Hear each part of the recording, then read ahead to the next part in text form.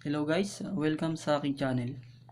At ang aking ibabahing kaalaman sa inyo ngayon ay patungkol sa CDI o Capacitor Discharge Ignition. Paano nga ba nagpa-function ito?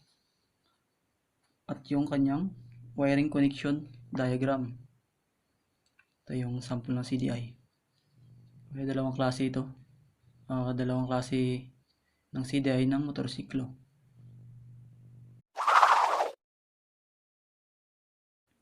Bali, ito yung ating wiring diagram ng CDI. Itong CDI na ito ay AC siya. Yung mayroon kasing DC operated na CDI. Itong AC, ito yung sinusuplayan ng primary coil. Unlike dun sa DC CDI, sinusuplayan siya ng 12 volts o from battery rectifier regulator na 12 volts din. So ang pinagkaiba lang ng DC pagdating sa pin, 4 pin siya. Itong sa AC CDI ay 5 pin. Itong CDI na ito ay nanggaling sa motor na 150cc. Mga katulad nito ay sa TMX 155, yan siya, 6 pin, Euro 150, at yung yan, Rusi, meron din, Rakal, at saka yung iba pang China bike na ganito rin na 6 pin, similar siya dito. Yung kanyang connection, itong unang pin, yan siya, nalagay niya ng pagkaka-arrange sa kanya para mas madali nating masundan yung kanyang diagram. Ito ay para sa pulser na tinatawag nila. Pulser o pickup coil, trigger coil. Ang kanyang wire niyan ay blue with white stripe. Ayan, ganito yan siya. Ito ang wire ng para sa trigger coil. Sample ng trigger coil. Ito yung trigger coil o pulser. And then itong pin na to para sa ground, at yung isa na ito yung ground terminal ng pulser. Itong pulser na ito, ang kanyang ground terminal ay naka-attach na dito sa itong metal part na ito. Bali, kapag kinabit mo sa casing ng lip crankcase ng cover ng motor, grounded na siya. So itong pulser na ito ay para sa ganitong design. Yun ang pagkakagawa sa kanya. Kung para dito, yung pulser na para dito ay meron lang siya yung dyan, green with white stripe, papunta naman dito sa kanina, punta dito. Yan. Pero itong terminal to guys, itong dalawa na to, grounded na parehas yan. Itong isang to, ito yun siya. Ito naman yung terminal na para sa o pin na para sa primary coil. From primary coil, bali ano siya, black with red stripe.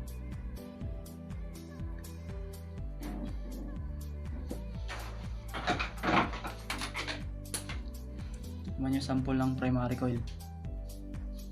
Ayan, meron yan siyang, makita nyo, ito yung wire nya, yung black with red stripe na yan. Puntahin siya dito, isang pin na ito. Ayan, and then ito namang isang pin na ito naman yung papuntang ignition switch o kill switch. Ito,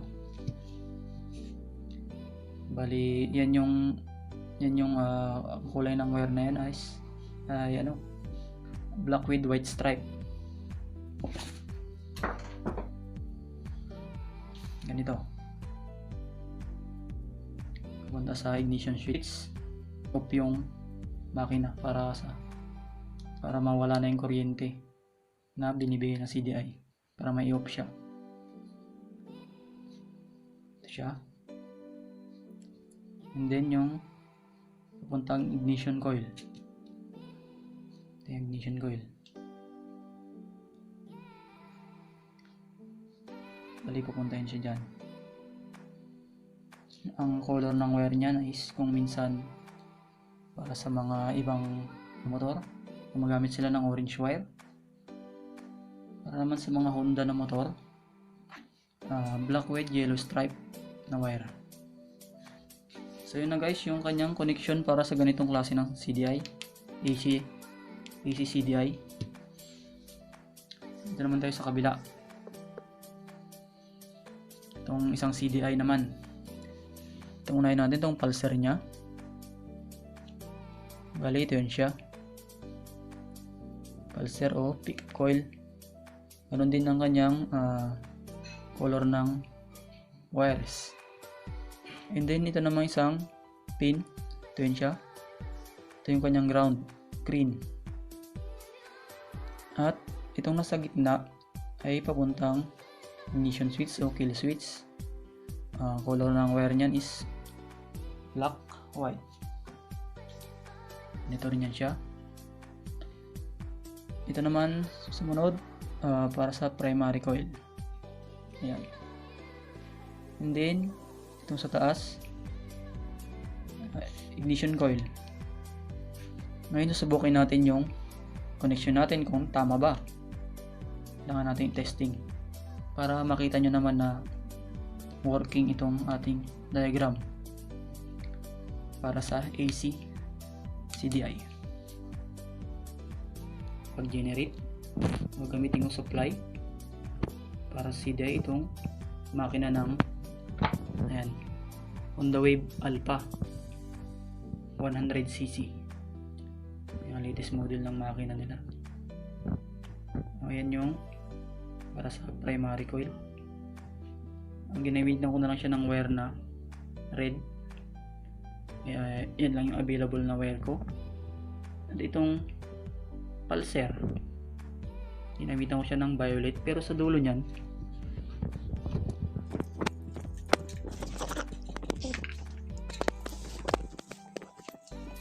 yan, yung dulo niya blue with white stripe pa rin siya para sa pulser. And itong ground, ginamit ako ng wire na black, pero para hindi malito, green pa rin siya sa dulo. At yung primary coil, ayan. So unang ititesting natin itong CDI ng 150cc.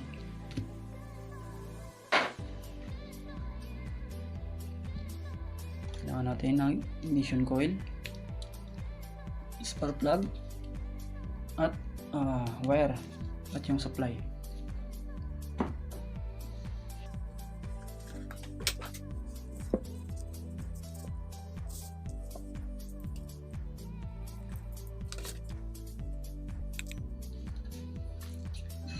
Itong primary coil natin, ginawa-gawa ko lang na binalot ko na lang siya green kasi yung wire na yan baka malito kayo. Nilagyan ko na lang ng balot para red lang yung makita. Ito yan siya sa first, itong pin na ito sa baba, primary coil.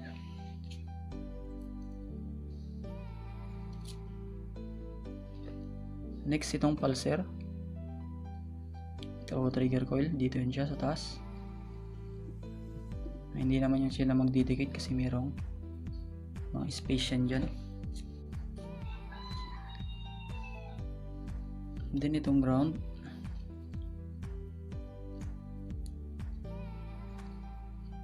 lagyan ko muna ng ground yung spark plug. Ito naman yung ground ng CDI dito sa gitna. So spare natin tong isa na ground ng pulser sa gilid na yan. Parehas naman yan silang, both contact naman yan silang dalawa.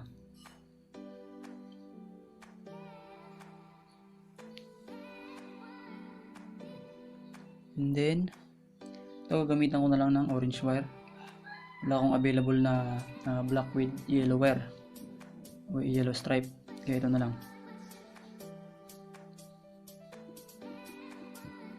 Yan siya yung output papuntang ignition coil.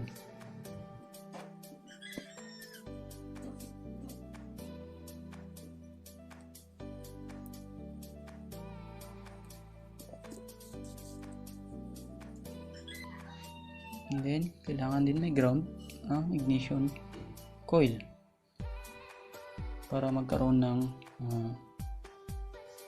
kailangan ng ground para gumana.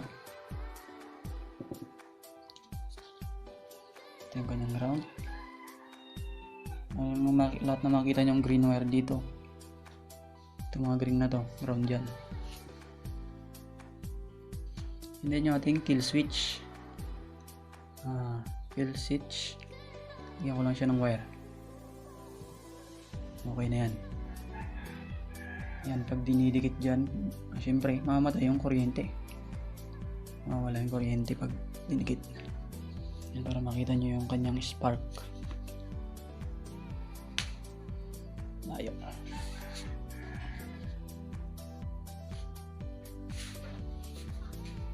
Testing natin.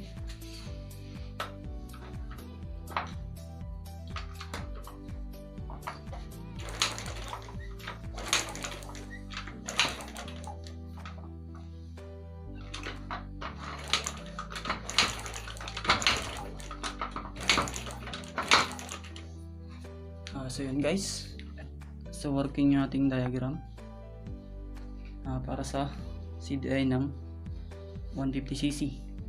Ngayon itatap ko na yung wire na para sa kill switch dito sa ground.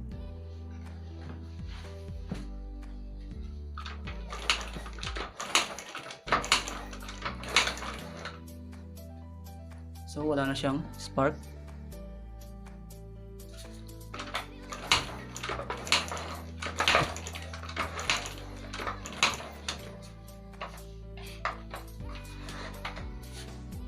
Wala nang spark. Pero pag tinanggal ko siya, yan,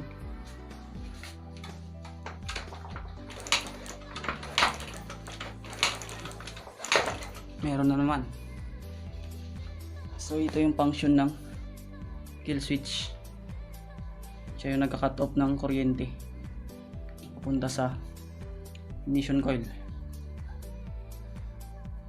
Ito namang isang CDI yung susubukan natin. Ito.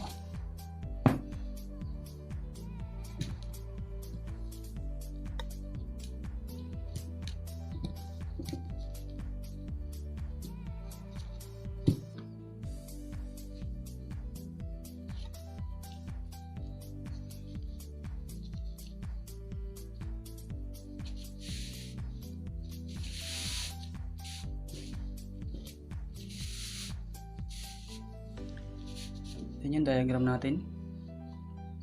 Doon banda ay yung pulser sa taas. Yan. Yan yung pulser.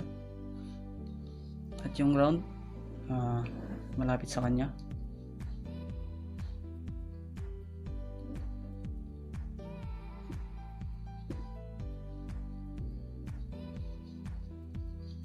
At ito naman yung puntang ignition coil na wire.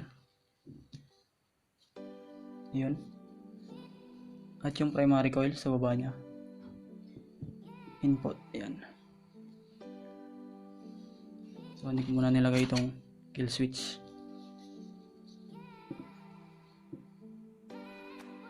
Ayan. Ito yung mga ground niya. Okay naman. Subukan natin.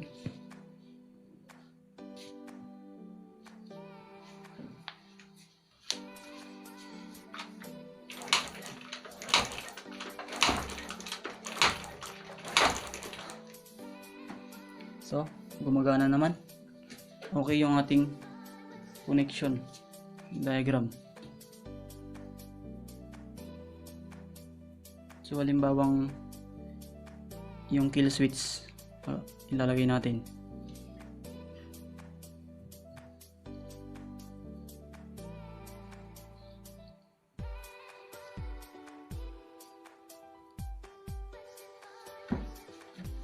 Yan yung mawawala yung kuryente. Wala na yan. Kasi shorted na. Naka-shut off na yung kuryente. Kapag naka-top na yung negative, nag-short sila, yung flow ng kuryente hindi na tutuloy. Dito pa lang close na sila. Yan na lang iikot yung flow ng kuryente sa ground at primary. Kapag na-engage na yung kill switch, ganun. So kanina ginamit ko yung makina ng 100cc. Gumana siya. Gumana itong CDI na ng 150cc. At ganun din yung CDI din mismo ng 100cc na makina, gumana. So okay yung ating mga diagram. At konting tips lang pala, halimbawang medyo humihina yung kuryente ng inyong yung spark plug, kuryente ng spark plug, na kung medyo humihina yan, may possibilities na mayroong loss. Kailangan i-check din natin kung minsan. Kailangan i-check natin na hindi naglo-loss yung connection dito. Dapat yan fit para hindi mag-loss din yung kuryente ng spark plug na nanggagaling sa ignition coil. Ganun din sa iba, yung mga ground, dapat na rin nag-loss ground. Mga contacts nila dyan dito CDI, pwede na rin sa primary coil. So yun lang guys ang ating maibabahagi sa inyo. Kung meron man kayong katanungan, i-comments nyo lang tungkol dito sa CDI. At kung may pagkakataon magbabahagi naman ng kalaman tungkol naman sa DC, para naman makita ninyo yung actual DC CDI. Maraming salamat. Subscribe lang kayo sa mga hindi pa nakasubscribe.